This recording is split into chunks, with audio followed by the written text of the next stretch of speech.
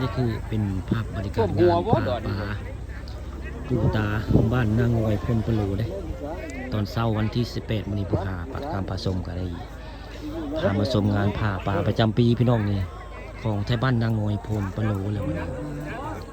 พื้นละร้อยทุกที่ได้เฮจะดุ้งมือ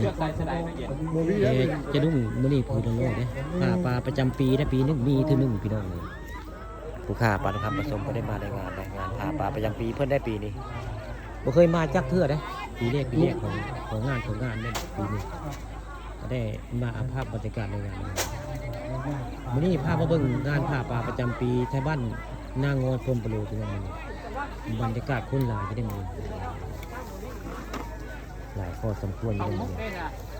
แต่ยังบ่ถึงเวลาเด้เพิ่นยังประกาศบ่ให้ลงเด้แต่เจ้าลงไปลายแล้วเด้เตรียมพร้อมแล้ว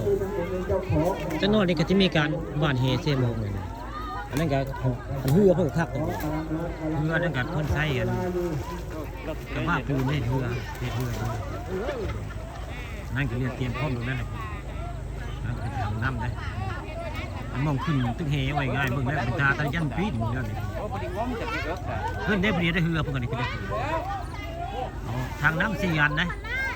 มัดแก็บกับว่าปูนพี่น้องเทคโนโลยีน้ำหน้าพี่น้องขึ้นไปตึกเฮ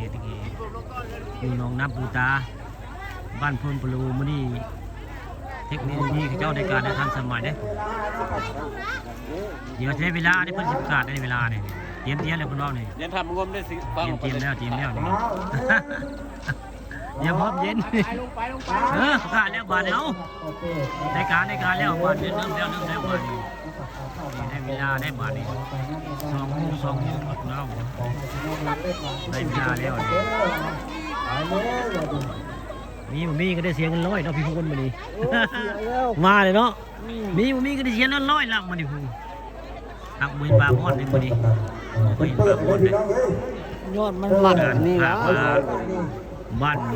นางมดก็ดูปีนี้น้องมักใหญ่น้องว่างแต่ยังเป็นปลาหมดเลยขายังเป็นปลาหมดหักบรรยากาศคือน้ำแห้งอย่างเงี้ยมาดิมันจะเป็นตาได้ยังไงเรื่องนี้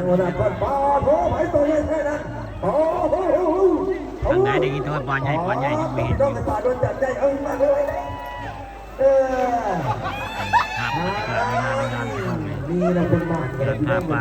ตาบ้านนางมวยมันนี่คึกคืนอยู่ได้คนกะลาอยู่มันนี่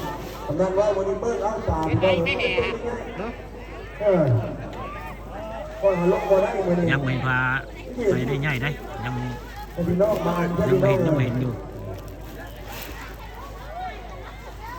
เอาพักเพลงพี่น้องพักเพลงไปทางก่อนนะครับ